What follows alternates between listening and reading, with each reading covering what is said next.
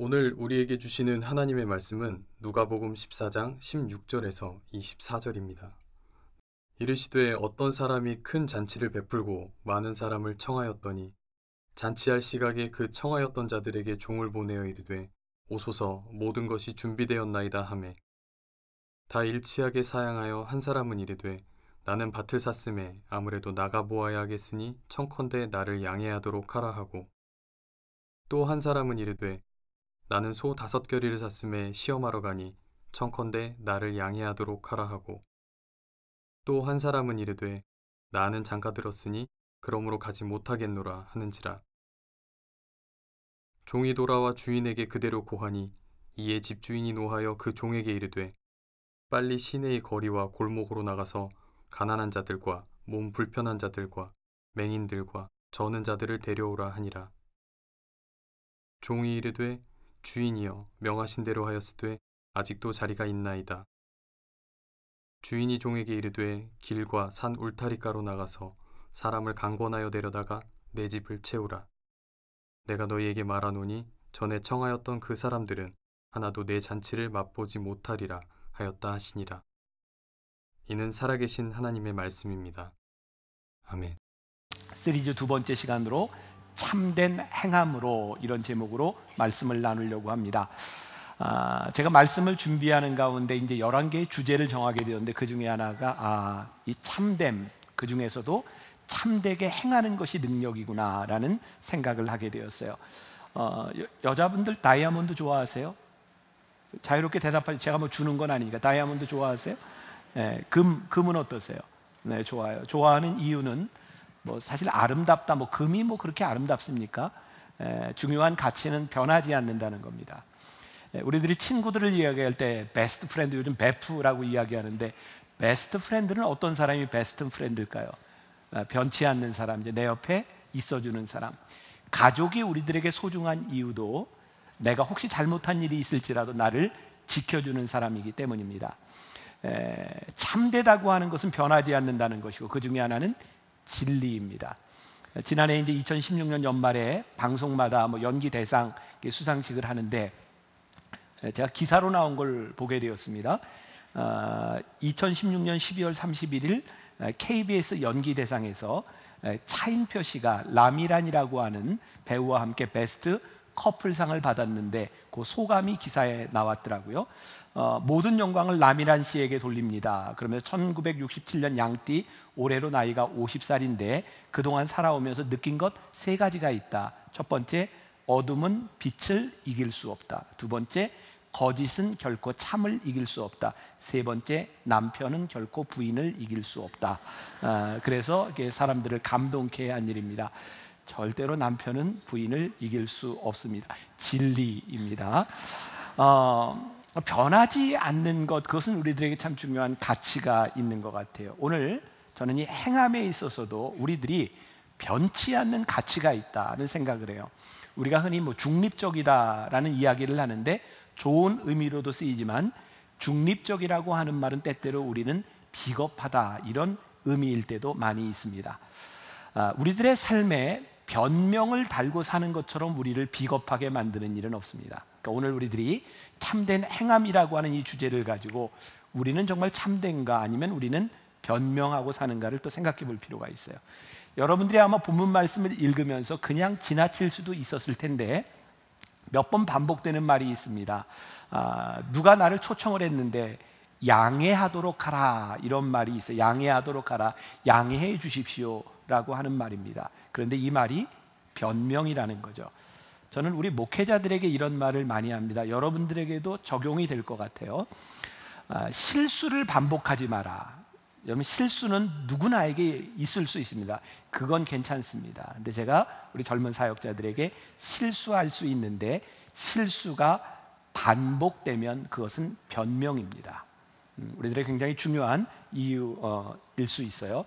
능력 있는 삶을 살아가기 위해서 우리들이 변명하는 것이 아니라 참되게 살아가야 되는 이유가 있다. 이것은 굉장히 중요한 일일 것 같아요. 벌써 지난해가 됐어요. 이호령 씨가 쓴 지혜 최전선이라고 하는 책을 쓰고 인터뷰한 그런 기사가 있었는데 그 인터뷰에서 이어령 씨가 이렇게 시작했습니다. 올 한 해는 정말 어려운 해입니다. 없다 해도 이렇게 없은 적이 없고 어두워도 밝은 법인데 참 어렵습니다. 그런데 빙상이나 자전거 레이스 같은 것을 한번 생각해 보세요. 그래서 저도 오늘 설교를 준비하다가 생각만 할 게 아니라 여러분들에게 좀 보여줘야 되겠다 해서 잠깐 보여드리려고 합니다. 그리드에서 출발해서 경기 운영을 상당히 좀 잘 한 것 같아요. 그렇죠. 자, 김대호 선수가 방어를 좀 하고 있고요. 계속해서 이원일이 추월을 시도를 하고 있습니다. 자, 이제 뭐 쿡쿡 찔러 보는데요. 네. 내리막으로 내려갔다 다시 올라가거든요. 자, 어떤 선수가 앞으로 가게 될까요? 자, 몸을 걸어봐야 되는데요. 자, 다시 김대호 선수. 어허, 드리포트! Stoner leads from Valentino Rossi. Rossi through. He's through one more time. So Casey Stoner does make a move on the front straight, as we said. Rossi's going to try and get straight back underneath him, and Stoner's going to keep the bike stuck in there, isn't he? But Rossi sticks it right up underneath. 자, 김동성이가 맞는데요. 김동성입니다. 네. 김동성이 갑니다. 김동성이 두 바퀴입니다. 두 바퀴죠. 마지막 바퀴 남았어요. 네. 먼데요. 자, 멉니다. 갈수 있어요. 갈수 있어요. 갑니다. 갈수 있어요. 김동성 갑니다. 네. 마지막 김동성. 됐습니다. 됐습니다. 됐고요. 자, 제가 앞으로 설교할 때 매주 영상을 하나씩 보여줘야 되겠다. 야, 이게 참 바람직한 태도를 여러분들 보여주셨어요. 이어령 씨가 책을 쓰면서요, 사이클이든 뭐 쇼트트랙이든 1, 2, 3, 4등 순위가 벌어지는 것은 코너링을 할 때 순위가 이렇게 변한다는 거예요. 직선으로 달릴 때는 별로 차이가 나지 않는다고 합니다. 여러분, 우리들의 삶의 참됨이 드러나는 것은요, 우리들의 행동의 참됨은 똑같이 걸어가는 평상시에는 드러나지 않습니다. 때로 우리의 인생에, 때로는 고난의 시기가 될 수도 있고요, 우리 인생에 굴곡이 있을 때 우리가 정말 참된가라고 하는 것이 드러납니다. 그 지혜 최전선이라고 하는 책에 보면 1930년대 미국의 경제 대공황이 일어났을 때 뉴욕에는 두 줄이 길게 서 있다고 말합니다. 첫 번째 줄은 무료 급식소였어요. 어려운 사람들이 밥을 먹기 위해서. 또 하나는 극장 앞에 줄이었다고 합니다. 놀랍게도 그 경제 대공황 속에서요, 영화가 히트를 칩니다. 그게 타잔이라고 하는 영화와 미키마우스라고 하는 영화였어요. 이어령 씨가 이야기를 하고 싶었던 것은 우리들의 대공황, 어려운 시기에 우리들이 무엇을 하는가가 드러난다는 거예요. 저는 우리들의 삶의 굴곡이 찾아올 때, 우리의 인생의 코너링을 할 때 하나님 앞에 우리들의 부르심이 가장 명확하게 보인다고 생각해요. 평시에는 아무 문제가 없을 때는 하나님이 우리를 어떻게 부르셨는지 잘 드러나지 않습니다. 그런데 인생의 위기 가운데서 우리의 참됨, 소명이 드러나기도 합니다. 우리들은 무언가 행동을 하고 살아갑니다. 우리들의 행동하는 이유는 무엇일까?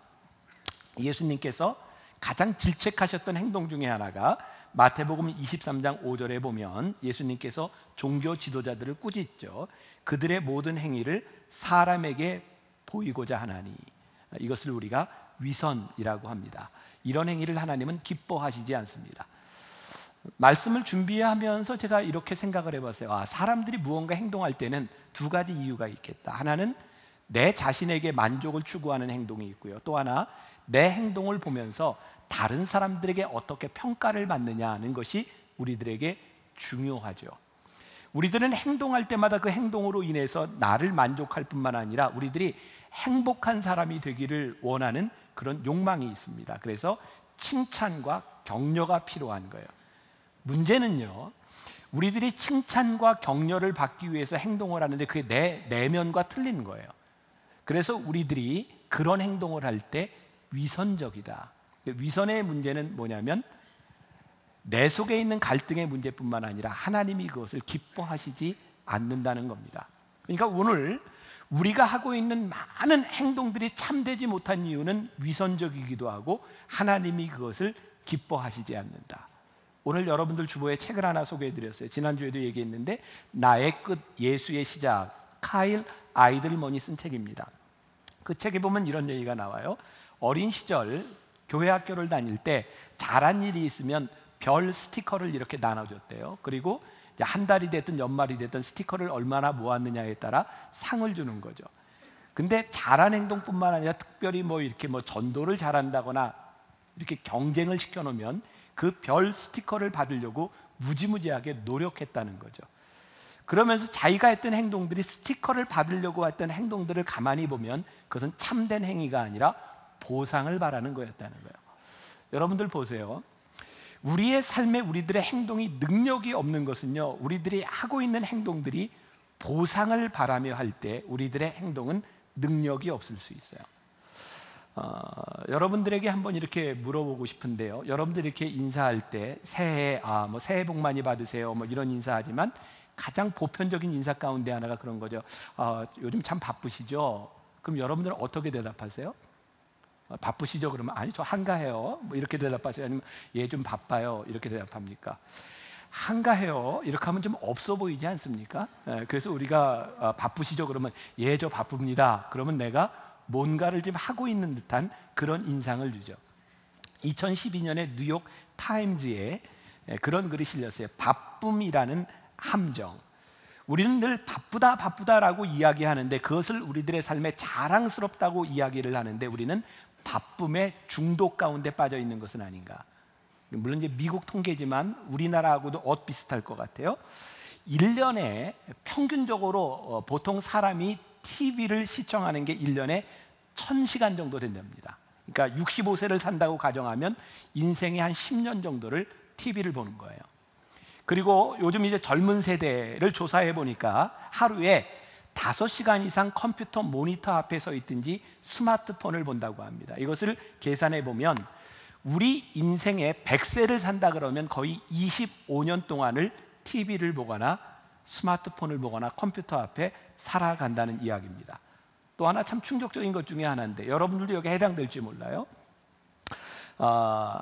스마트폰을 가지고 있는 사람들 중에 80%가요 아침에 일어났을 때 15분 안에 스마트폰을 확인한답니다. 또 이런 증상을 이야기해 화장실 문자족의 등장이라고 이야기를 하는데 스마트폰 가지고 있는 사람들 4명 중에 한 사람은 화장실 갈 때도 꼭 스마트폰을 가지고 들어간답니다. 우리가 굉장히 바쁘게 살아가고 있는 것 같은데 우리의 바쁨이 정말 생산적이고 그 바쁨이 참된가라고 하는 것은 다른 차원의 문제일 것 같아요. 그러니까 오늘 우리들이 바쁘게 살아간다라고 하는 것보다 더 중요한 것이 있는데 우리들이 참된 행동을 하고 살아가는가. 결론부터 이야기를 한다면 우리들이 살아가는 삶의 행동들이 참되기 위해서는 하나님 앞에서 하는 행동인가를 우리들이 확인할 수 있어야 돼요. 여러분들이 하나님을 모르는 사람이라면 그게 아무 의미가 없는데 적어도 우리가 하나님 앞에 부르심을 받은 그리스도인이라고 한다면 우리들이 하고 있는 이 행동이 하나님 앞에서 어떠한가를 분명히 보아야 돼요. 여러분들은 하나님 앞에서의 모습인가요? 아니면 사람들 앞에 인정받기 위한 것인가요? 제가 이제 금요일 날 베드로전서를 이렇게 쭉 강해하고 있다고 말씀을 드렸는데 지난 금요일에 보니까 베드로서에서 이렇게 우리들에게 권면하가 있어요. 너희들이 이 땅으로 살아갈 때 나그네로 살아갈 때 두려움으로 지내라.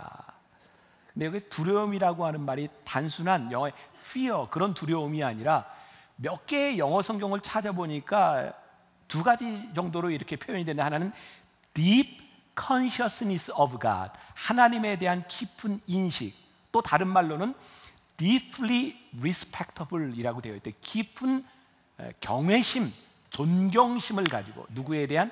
하나님에 대한. 우리들이 이 땅 위에 살아가면서 나그네로 살아가는데 정말 중요한 것이 뭐냐면 하나님을 깊이 인식하면서 살아가야 된다. 그런데 우리는 그리스도인이라고 이야기하면서 하나님 앞에 깊은 인식이 우리들에게 있는가 아니면 자기를 인식하며 살아가고 있는가. 또 제가 책에서 재미있는 표현을 보았어요. 여러분들 하늘은 스스로 돕는 자를 돕는다 이런 속담을 아시죠? 종종 사람들이 이게 착각하는 게 있는데 이 말이 성경에 있는 걸로 생각한다는 거예요. 하나님은 스스로 돕는 자를 돕는다. 그런데요 이 말에는요 우리들이 하고 있는 행동에 대한 정당성을 부여해줘요. 내가 열심히 하면 하나님이 돕는다. 그래서 우리들이 열심히 하는 것에 대한 정당성을 보여주고 있는데 성경은 우리들에게 뭐라고 말씀하는지 아세요? 우리의 열심이 아니라 우리들이 하나님 앞에 포기하면 하나님이 일하신다. 이게 성경적이에요. 포기한다고 하는 말은 우리들이 아무것도 하지 않는다고 하는 것이 아닙니다. 우리들이 나의 열심으로 살았던 것을 놓으면 우리의 인생에 하나님이 일하시는 것이 보인다. 이것이 성경이 우리들에게 이야기하고 있는 거예요. 우리들이 열심히 산다, 이것이 우리를 참되게 하는 것은 아니죠. 자, 오늘 본문 말씀 가운데 제가 조금 16절부터 한번 읽어드릴 테니까 잘 주의해서 들어보세요.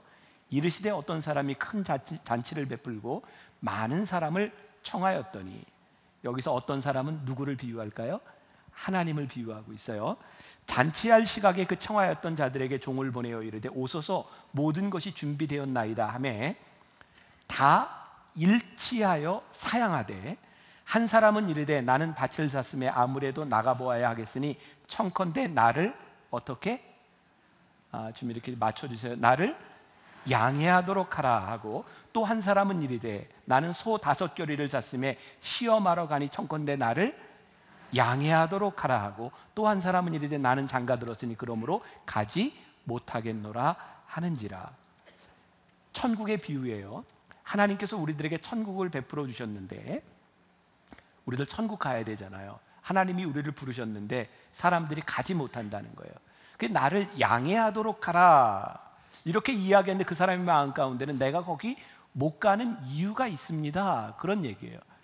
그러니까 지금 여기 있는 세 사람이요, 나쁜 일을 하는 게 아니죠. 밭을 샀으니 밭을 갈아야 되고, 소를 샀으니 소를 돌봐야 되고, 그리고 장가를 들었으니 또 남편으로서의 내가 해야 될 일을 해야 하지 않겠습니까? 이들이 하는 행동들이 잘못된 것이 아닙니다. 문제는 지금 이들에게 가장 중요한 것이 무엇인지를 생각하지 않고 있다는 거예요. 여러분, 우리의 인생에서요, 우리들이 악을 행하기 때문에 우리의 인생이 잘못되는 것이 아니라, 우리의 인생이 능력이 없는 것은 우리를 부르신 최선의 삶을 살고 있지 못하다. 저와 여러분들이 적어도 하나님의 사람으로 살아가며 정말 참된 행함이라고 하는 것은 옳고 그름에 대한 문제가 아니라, 하나님이 우리를 부르신 가장 중요한 일이 지금 내 속에 있는가, 내가 그것을 하고 있다고 하는 믿음에 확신이 생길 때 우리의 삶이 능력이 있어요. 그게 없으면 우리는 그냥 살아가는 거죠. 통계에 의하면 보통 우리나라의 가정의 10% 정도가 가정에 장애 있는 자녀를 두고 있습니다. 사람들이 많이 드러내지 않지만 이게 지체장애가 됐든 정신지체가 됐든 장애들을 가지고 살아가요. 저는 그런 생각이 들더라고요. 장애 중에 참 힘든 게, 이게 육체적인 장애에 대한 문제면 불편하지만 이해가 되고 하는데, 이 자폐를 가진 자녀들을 키우는 부모들이 참 힘들겠다는 생각이 들어요. 이 자폐증은요, 능력이 없는 것도 아니에요. 독특한 능력을 가지고 있는 자녀들도 있어요. 그런데 내 능력 그거밖에는 보지 못하기 때문에 대화가 되지를 않는 거예요. 소통이 되지를 않는 거예요. 그것처럼 힘든 일이 없어요. 말씀을 준비하며 그런 생각이 들더라고요. 우리들이 혹시 영적으로 자폐는 아닌가? 우리들에게 능력이 없다거나 우리들이 아무것도 하지 않는 것이 아니라 나에게 준 능력을 가지고 내가 열심히 살아가는데 하나님과 소통되지 않는 거예요. 하나님과 소통되지 않는 소명을 잃어버린 우리의 인생은, 내가 열심히 살아가지만 그것은 능력이 있는 것은 아니다. 우리가 많이 하는 이야기 있죠. 올바른 방향을 가지고 살아가야 된다는 거예요. 제가 어렸을 때 보았던 영화인데, 혹시 여러분 포세이돈 어드벤처라고 하는 영화를 보셨나요? 저는 그 어렸을 때 그 영화, 그 연기자로서는 진 해커만이라는 사람이 아주 기억에 많이 남아 있어요. 영화 내용 다 기억은 나지 않지만 그런 거예요. 배 안에서 이렇게 쫙 유람선을 타고 가는데 파티도 있고 이러는데, 그 재난 영화에서 배가 전복이 되는 거죠. 사람들이 턱시도를 입고 드레스를 입고 이렇게 춤을 추고 파티를 하다가 배가 전복이 되니까 살아야 되는 거예요. 사람들이 살려면 어떻게 해야 됩니까? 갑판 쪽으로 나가야 되는 거예요. 그런데 문제는 배가 뒤집혔다는 거예요. 그들이 생각하고 있던 갑판이 위가 아니라 아래를 향해 가고 있는 거죠. 거기에서 살아남는 사람들은 방향이 어딘지를 생각한 사람들이 마지막에 살아납니다. 그리고 배 밑창을 두드릴 때 그 두드리는 소리를 듣고 뒤덮여진 그 배를 뚫어주죠. 그렇게 살아갑니다.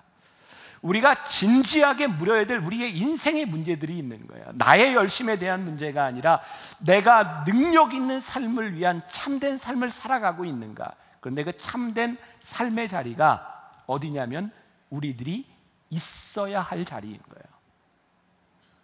오늘 본문 말씀 가운데 참 이해하기 힘든 부분이죠. 그 주인이 노했다 이런 표현이 되어 있어요. 21절 종이 돌아와 주인에게 그대로 고하니 이에 집주인이 노하여 그 종에게 이르되 빨리 시내의 거리와 골목으로 나가서 가난한 자들과 몸 불편한 자들과 맹인들과 저는 자들을 데려오라 하니라. 주인이 화가 났어요. 여러분들 근데 말씀을 제가 늘 이렇게 상상력을 좀 가지고 말씀을 보자 그러잖아요. 주인이 노했다라고 하는 것이 분노로 느껴지세요? 저는 성경을 보면서 이게 분노가 아니더라고요. 여기에는 안타까운 마음이에요. 내가 천국의 잔치를 배설해 놓고 너희들 일로 와, 여기가 너희가 있어야 될 자리야 라고 말을 하는데 나는 다른 일이 있다고 핑계를 대고 변명하며 양해해 주십시오 라고 그 자리를 채우지 못한 사람들에 대한 안타까움이 있어요. 자녀를 키워보면 부모들이 이놈 정말 지질이 말도 안 듣고 이게 얼마나 좋아. 네 맘대로 해, 네 맘대로 해 임마. 맘대로 하라는 거예요. 부모가 자식을 내가 이놈의 새끼 그러면 집 나가 이놈의 새끼야 나가. 근데 그 얘기 듣고 엄마가 나가래. 막 나가. 그게 제대로 된 거예요. 부모가 분노로 하는 이야기가 아니라 안타까운 마음으로 하고 있는 거예요. 우리들이 있어야 될 자리에 우리들이 있어야 하는데 그 자리를 지키지 못하는 거죠. 오늘 24절에 보니까 내가 너희에게 말하노니 전에 청하였던 그 사람들을 하나도 내 잔치를 맛보지 못하리라 하였다. 이 말은 너희들이 이제 가망이 없다 이런 이야기가 아니라 빨리 돌아와라 이 말씀을 하고 있는 거죠. 주인의 역정은 응답하지 않는 자들이 잔치에 제발 돌아왔으면 좋겠다. 오늘 예배를 드리는 우리들에게 네가 그렇게 열심히 이유가 있다고 생각하고 네 인생을 살아가는데 제발 네가 소명의 자리로 너를 부른 그 자리로 네가 돌아와야 하지 않겠니? 그것이 참된 삶이고 그것이 너를 능력 있게 만들어주지 않겠니? 지금 그 이야기를 우리들에게 하고 있는 거예요. 지난 수요일에 저희 교회 강사로 왔던 목사님이 김인기 목사님이 설교를 하면서 다니엘서 1장 8절 이야기를 다니엘서 1장 8절에 아주 유명한 얘기가 나와요. 다니엘이 뜻을 정하여 이런 이야기가 나와요. 제가 종종 이렇게 느끼는 거지만 이렇게 유명한 이야기를 해도 못 알아듣는 여러분들을 보면 제가 스트레스를 받는 게 아니라 여러분들이 스트레스를 받겠다 이런 생각을 해요. 평소에 좀 말씀을 읽는 건 신앙생활에 많이 도움이 됩니다. 다니엘서 1장 8절에 다니엘이요 바벨론에 이제 포로로 가죠. 왕이 뽑아서 간 사람이에요. 근데 시간이 지나면 높은 고위직에 올라갈 거예요. 교육을 받아요. 여러분 다니엘이요 하나님의 사람이었는데 그가 살고 있는 삶의 현장은 천국 같은 곳이 아니었어요. 바벨론 땅이었고 이방 신을 섬기는 곳이었고 이방의 학문을 배우는 곳이에요. 우리가 하나님을 믿으며 살아가는 이 세상은요 우리들에게 이상적인 이상향이 아니에요. 세상 사람들과 함께 살아야 되는 거예요. 근데 그곳에서 다니엘이 뜻을 정합니다. 내가 이곳 이방 땅에서 이방의 교육을 받고 여기에서 관리가 되고 내가 여기에서 살아가는데 내가 지켜야 할 것이 있다. 그건 뭐냐면 적어도 왕이 나에게 주어진 먹으라고 준 그 음식들이 산의 진미이지만 이게 우상에게 바쳐진 것이기 때문에 내가 이것은 먹지 않겠다. 그리고 뜻을 정했어요. 뜻을 정하고 났더니 뭐가 중요한가? 다니엘에게 두 가지가 명확해지는데 하나는 must do, 내가 해야 될 일이 있고 must do not, 이것은 하지 말아야 될 일이 그에게 분명해진 거예요. 우리가 하나님 앞에 있어야 될 자리에 있으면 우리들이 참된 행함이 생기는데요 분명해지는 거예요. 내가 해야 될 일과 하지 말아야 될 일이 명확해지는 거예요. 그때 우리는 거룩한 백성이 되고 순결한 백성이 돼요. 하나님은 우리를 부르셔서 하나님의 사랑 가운데 우리들에게 거하게 하셨어요. 여러분들에게 묻고 싶은 게 하나님의 사랑이 여러분들을 능력 있게 만들어 주나요? 아니면 하나님의 사랑이 여러분들에게 거추장스러운가요? 우리가 하나님 앞에 소명의 삶을 살아갈 때 하나님의 사랑은 우리들에게 능력이에요. 그런데 소명을 벗어나면 하나님의 사랑은 우리들에게 무지무지하게 거추장스러운 거예요. 하나님은 우리들에게 사랑이라고 말씀하시거든요.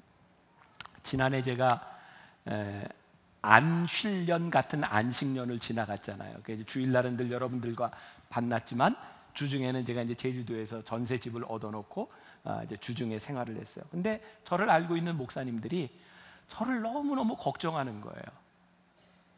제주도에서 누구하고 있냐고. 그래서 제 아내하고 둘이 있다고 했더니, 아니 사모님하고 둘이 24시간 붙어 있으면 참 이게 큰일인데 괜찮냐고 물어보는 거예요. 저는 아니 괜찮다고, 우린 참 좋다고, 제 아내가 여기 있잖아요. 정말 좋았어요. 둘이 있는 게 너무너무 행복하고 좋았어요. 전 진짜 사람들이 왜 그러는지 이해를 못 하겠더라고요. 왜 둘이 있으면 불편하다고 생각할까? 우리는 둘이 있는 게 너무너무 좋은데 왜 불편하다고 생각할까? 사랑을 구속이라고 생각하면 힘든 거예요. 근데 그 사랑이 나에게 정말 중요한 것이라고 생각하면 그 사랑이 구속이 아니에요. 어떤 심리학자가 이런 실험을 했죠. 아이들을 두 그룹으로 나눠 놓고요, 운동장에서 아이들이 노는데 한 그룹은 그 운동장에 울타리를 치지 않고 너희들이 마음껏 놀아라 그랬고요, 한 그룹은 운동장에서 노는데 울타리를 쳐주고 여기서 마음껏 놀아라 그랬어요. 결과는요, 울타리를 쳐주지 않은 아이들은 아주 작은 공간에서만 놉니다. 근데 울타리를 쳐준 아이들은 운동장 전체를 사용하고 놉니다. 우리가 하나님 앞에 부르심을 받았다고 하는 소명은요, 우리들에게 거추장스러운 일이 아니에요. 하나님의 사랑 가운데 우리들이 능력 있게 행한다고 하는 것은요, 사람들이 알지 못하는 일이거든요. 이런 예를 또 들 수도 있겠죠. 여러분, 우리들이 들판에 나가서 연을 날려요. 저희 어렸을 땐 연 날려봤는데 요즘 아이들은 그런 거 못하죠. 연을 높이 날리고 정말 멋지게 날리기 위해서 우리들이 이렇게 생각하는 거예요. 멋지게 날되 연줄을 끊어. 연이 날아가나요? 아니에요. 연을 멋지게 날도록 하기 위해서는 연줄에 달려 있어야 연이 멋있게 날아가는 거예요. 울타리가 속박이 아니에요. 연줄이 우리를 잡아매는 것이 아니라 그것이 우리를 자유롭게 하는 일이에요. 우리들이 이것을 알지 못하면 우리들이 참됨을 잃어버리고 사는 거예요. 여러분, 우리들이 하나님 앞에 소명자로 살아갈 때 하나님이 우리를 붙들어 주세요. 그것이 우리들에게 능력이에요. 뭐 사업하는 분들, 거래처하고 약속을 해요. 나는 능력 있게 내 마음대로, 나는 잘 내가 원하는 대로 살기 위해서 약속을 잘 안 지켜요. 사업이 될까요? 아니에요. 약속을 지켜야 거래가 이루어지는 거예요. 약속을 어기면 인격이 깨어지는 거예요. 하나님 앞에 우리들이 소명자로 살아가며 우리들이 하나님 앞에 참된 인격의 관계가 만들어지면 우리들에게 자신감이 생겨요. 왜? 하나님이 우리를 붙들어 주시는 거예요. 근데 여러분들이 원하는 대로, 우리들이 원하는 대로 마음대로 살아가면 그것이 자유롭다고 생각했을지 모르지만 어느 날 그것이 우리들에게 너무너무 허무하고 우리를 연약하게 만들어줘요. 저는 오늘 여러분들에게 분명히 말씀드릴 수 있는 게, 참된 행함, 하나님이 우리를 부르신 그 자리에 있는 것이 우리들에게 능력이다. 적어도 이것을 고백하고 살 때 우리들이 그리스도인이라고 말할 수 있는 거죠. 또한 이 참된 행함은 책임이라고 하는 말과 연결이 되어 있어요. 책임, 잘 기억하세요. 뭐 영어로 책임이라고 하는 단어가 responsibility, 우리들 아는 말이죠. responsibility. 근데 이 responsibility라고 하는 말이 두 단어가 결합되어 있는 거예요. 하나는 response, 뭐에 응답하다. 또 하나는 ability, 능력이에요. 무엇에 응답할 수 있는 능력, 그게 책임이에요. 우리를 부르신 소명의 자리가 책임이다 라고 하는 것은 하나님이 우리를 부르신 그 자리에서 우리들이 응답하는 능력이에요. 책임을 지지 않으면 소명자의 삶을 살지 못합니다. 근데 여러분, 책임지지 않으려고 하는 사람들은 두 가지 이유가 있는 것 같아요. 하나는 내가 이것에 책임이 있다라고 말을 했을 때 욕을 먹거나, 또 하나는 내가 이것에 책임을 지면 손해를 본다라고 생각하기 때문에 책임을 회피해요. 능력 있는 사람은요, 책임을 지는 거예요. 능력이 있는 사람은 하나님이 나를 부르신 그 자리이기 때문에 욕을 먹어도 이것은 내 책임입니다라고 말할 수 있어야 돼요. 하나님이 나를 부르신 이 자리에서 소명을 따라가며 내가 기꺼이 손해를 볼 수 있는 각오가 되어 있어야 돼요. 그래야 능력 있는 사람이에요. 책임을 회피하면 비겁해져요. 오늘 우리가 읽은 본문 말씀 17절에 보니까 다 일치하게 사용하여 한 사람은 이르되 나는 밭을 샀으며 또 한 사람은 이르되 소 5겨리를 샀으며 또 한 사람은 이르되 장가 들었으되 그들에게 소명이 없는 것이 아니라 소명을 주셨음에도 불구하고 변명하는 거예요. 변명은요 우리의 인생의 걸림돌이에요. 자, 말씀을 묵상하며 그런 생각이 드는 거예요. 여러분, 밭을 주고 소를 주고 장가 들게 하고 그것이 그들의 인생의 축복이 아닐까요? 하나님께서 그들의 인생에 축복을 주셨는데 하나님의 부르심 가운데 주어진 축복이 걸림돌이 되어버렸어요. 그것이 축복이 되어야 하는데 하나님이 우리들에게 주신 많은 축복들이요 사명을 외면할 때 그것이 우리를 부르신 그 자리에 걸림돌이 되는 것처럼 우리를 불행하게 만들어주는 게 없어요. 요즘 많이 나오는 게 정치계나 종교계나 학계나 학력 위조라고 하는 게 참 많이 나와요. 그게 많이들 걸려 넘어가잖아요. 저는 종종 그렇게 생각해요. 학력 위조라고 하는 것으로 문제가 될 만큼 뭐 청문회 나오든 어디에 나오든 그 자리에 나온 사람들을 보면서 안타까운 거예요. 저 사람들이 왜 학력 위조를 했을까? 그렇게 학력이 되지 못함에도 불구하고 이 자리에 올라와서까지 검증을 받을 수 있는 사람이라면 배우지 못한 것이 걸림돌이 아니라 그들에게 자랑이 아닐까? 나는 정식으로 학교 교육을 받지 못했는데도 하나님이 나를 이 자리에 세워주셨어요. 그것이 오히려 그들의 삶의 디딤돌이 되어야 될 텐데 왜 그것을 숨기며 진실하지 못하며 참되지 못할까? 우리가 알고 있는 세상을 떠난 그 코미디언 중에 이주일 씨라고 있어요. 여러분 아시죠? 이주일 씨? 이주일 씨가 했던 말 중에 여러분들 제일 기억나는 게 뭐예요? 못생겨서 죄송합니다 뭐 이런 거 아니었어요? 못생겨서 죄송하다. 이주일 씨가요 못생긴 것을요 그의 삶의 걸림돌로 생각하지 않았어요. 나는 외모가 못생겼는데 이것이 내가 코미디언으로 살아가는데 가장 최고의 선물로 생각했어요. 하나님이 우리들에게 주신 것들이요 우리를 소명의 자리로 부르신 것들이 모두에게 동일하지 않은데 분명한 것은 이것이 하나님이 나를 부르신 자리라고 생각할 때 그것을 믿음으로 고백할 때 그것이 우리들에게 걸림돌이 아니라 디딤돌이 돼요. 우리들이 이렇게 걸어가다가 돌에 걸린 큰 돌들 그런 얘기 많이 하잖아요. 이 돌들이 그냥 있으면 걸림돌인데 내가 시냇물을 건널 때 시냇가를 건널 때 그걸 놓으면 징검다리가 되는 거예요. 우리가 소명자의 삶을 살아가며 우리들을 능력 있게 만드는 것 참됨이 능력이라고 하는 것은 우리들이 참된 삶을 살아갈 때 우리들의 삶에 주어진 것들이 디딤돌이 돼요. 저는 여러분들이 하나님을 믿는 사람이기 때문에 말씀으로 권위 있는 사람들이 되었으면 좋겠어요. 권위는 뭘까요? 책임지는 거예요. 어떤 우리들이 포지션에서 돈에서 권위가 나오는 것이 아니라 나에게 주어진 일들을 소명으로 내가 책임지겠습니다 라고 할 때 우리들에게서 권위가 생겨요. 마땅한 일을 우리들이 할 수 있는 사람이 되는 거예요. 김관선 목사가 쓴 리셋이라고 하는 책에 이런 글이 나와요. 사탄은 우리가 교회에서 열심히 봉사하는 것을 방해하지 않습니다. 오히려 교회 생활에 목숨을 걸라고 부추깁니다. 기도하지 않고 교회에서 일하면 시험에 빠지기 때문입니다. 사탄은 기도만 하지 않으면 성도가 무슨 일을 해도 상관하지 않습니다. 그러다 넘어질 줄 알기 때문입니다. 여러분들 인생에 열심히 살아가는데 절대로 사탄이 안 건드려요. 그대로 가게 내버려야 돼요. 왜? 글로 가면 망하는 길임을 알기 때문입니다. 우리들이 하나님 앞에 참된 행동, 우리들이 해야 될 일이 무엇이고 내가 책임질 일이 무엇이고 내가 손해를 감수하더라도 내가 해야 될 일이 분명할 때 우리는 능력 있는 삶을 살아요. 전 목사예요. 강단에서 설교해요. 저는 제가 여기에서 하나님의 말씀을 전할 때 이 말씀이 능력이 있기를 원해요.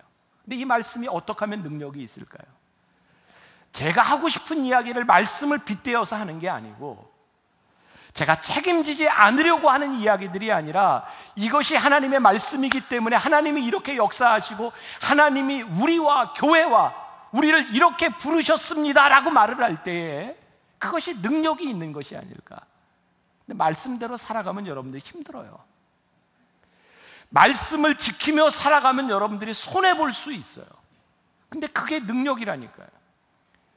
하나님이 우리를 부르셨기 때문에 그것이 우리들에게 능력이 됨을 우리들이 믿고 살아가는 거예요.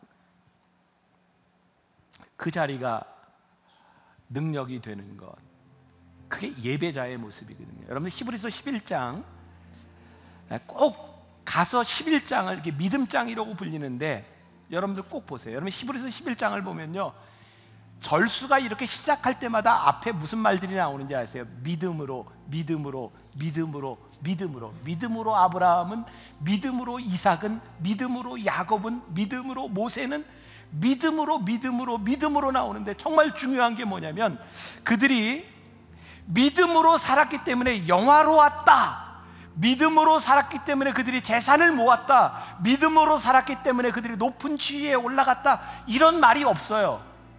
단지 그들은 믿음으로 살았다고 되어 있어요.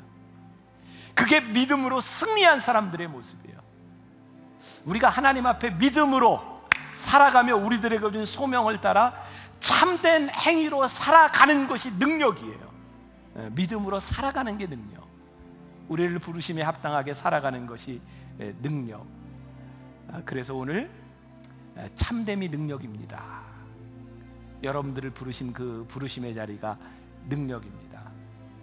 부르신 곳에서 우리들이 예배하면, 어떤 상황에도 예배하면 내가 걸어갈 때 길이 되고 내가 살아갈 때 삶이 돼요. 너무 멋있잖아요. 내가 걸어갈 때 길이 되고 살아갈 때 삶이 되는, 그리고 우리들이 믿음으로 살아갔던 그 길을 내 자식들이 따라오고요, 우리들이 믿음으로 살아갔던 우리의 믿음의 족적을 하나님을 알지 못하는 자들이 따라올 수 있을 때, 그게 정말 능력 있는 삶이 아니겠습니까? 2017년 여러분들의 삶이 능력 있기를 주님의 이름으로 간절히 축원합니다. 우리 같이 한번 찬양할까요? 부르신 곳에서.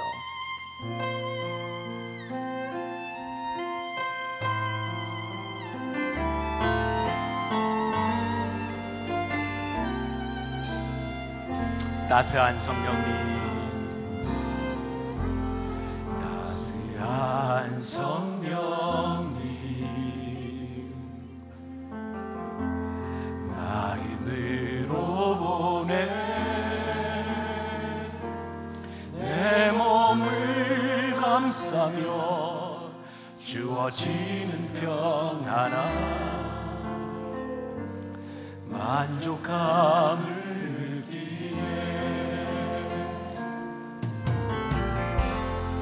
사랑과 진리에 한 줄기 빛 보내 내 몸을 감싸며 주어지는 평안함, 그 사랑을 느끼네. 부르신 곳에서 나는 예배하네. 어떤 상황에도 나는 예배하네. 부르신 곳에서 나는 예배하네. 어떤 상황에도 나는 예배하네. 내가 걸어갈 때,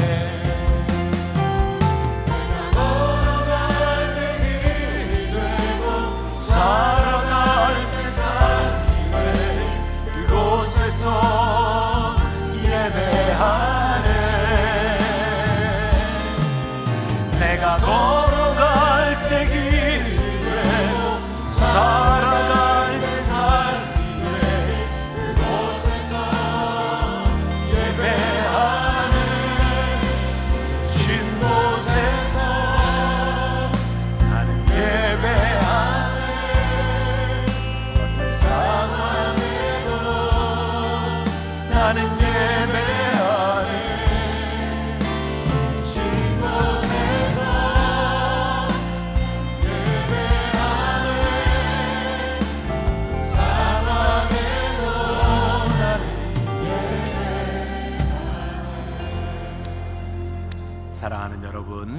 2017년 능력 있는 삶을 살아가기를 원하십니까?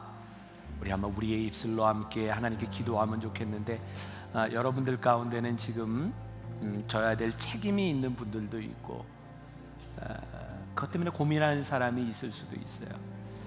여러분들이 하나님의 말씀대로 살아가면 손해볼 일 때문에 고민하는 사람이 있을 수도 있어요. 여러분, 우리가 져야 될 책임이면 질 때 능력 있는 삶을 살아갑니다. 하나님이 우리를 부르셨을 때 우리들이 뜻을 정하여 내가 해야 될 것과 하지 말아야 될 것을 분명히 할 수 있을 때 우리가 능력 있는 삶을 살아갑니다. 저는 우리가, 여러분들이, 이 교회가 능력이 있으면 좋겠어요. 우리 한번 입술을 열어, 하나님, 제가 능력 있게 살아갈 수 있도록 저를 도와주세요. 우리 함께 한번 기도했으면 좋겠습니다. 살아계신 하나님 아버지, 오늘 우리가 하나님 앞에 간절히 기도하는 것이 있습니다. 하나님, 우리를 붙잡아 주셔서 하나님 우리들에게 은혜를 주셔서 아버지 하나님, 우리들이 하고 있는 일들, 우리의 행동 참되기를 원합니다. 아버지 하나님, 하나님의 말씀 가운데 참되기를 소원합니다.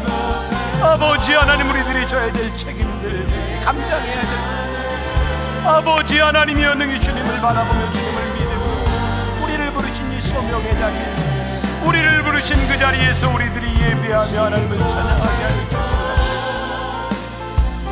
하나님, 아버지 하나님, 살아가게 하소서. 아버지 하나님, 하나님 육등한 삶을 살아갈 수 있도록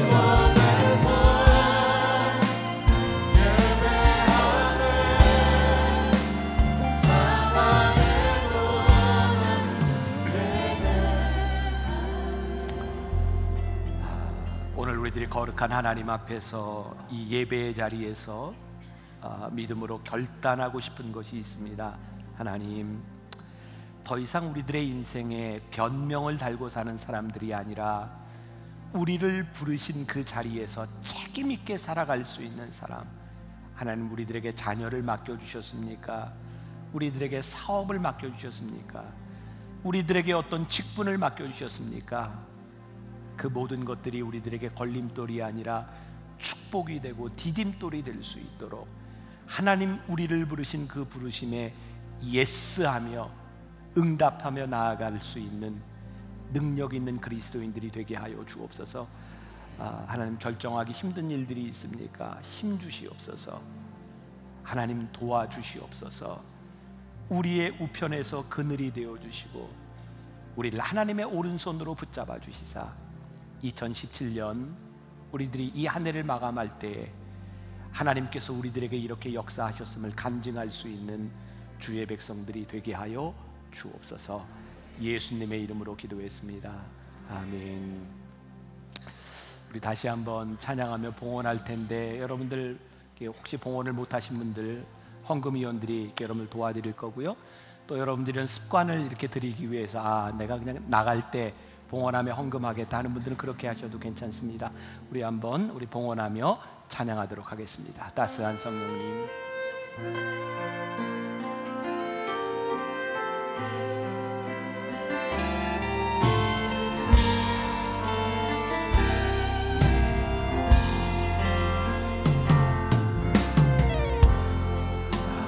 따스한 성령님,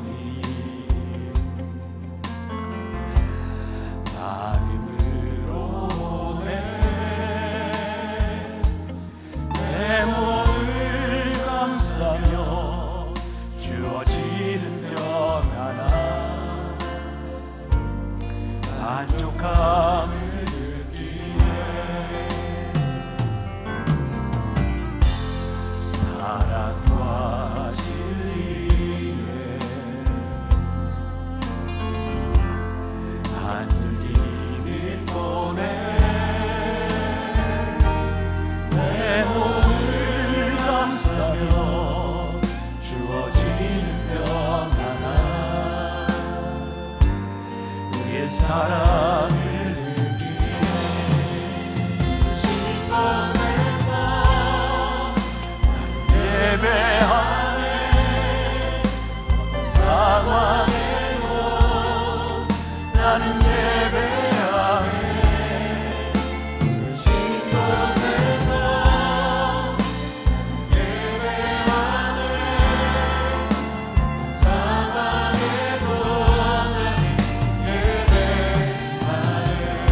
걸어갈 때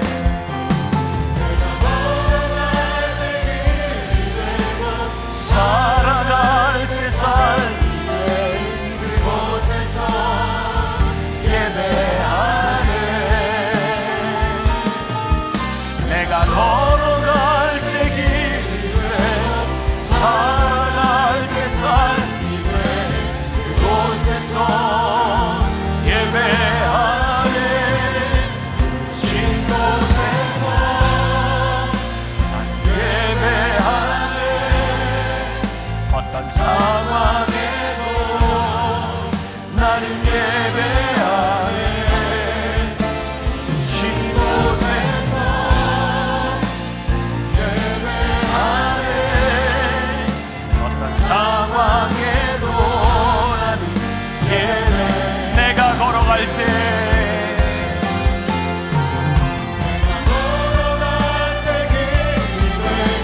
살아갈 때 삶이 되는 그곳에서 예배하네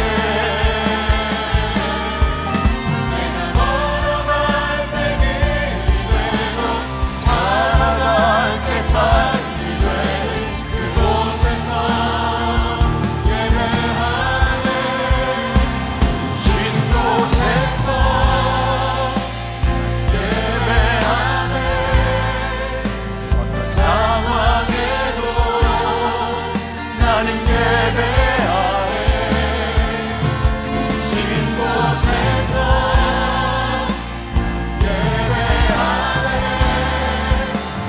상황에도 나는 예배하네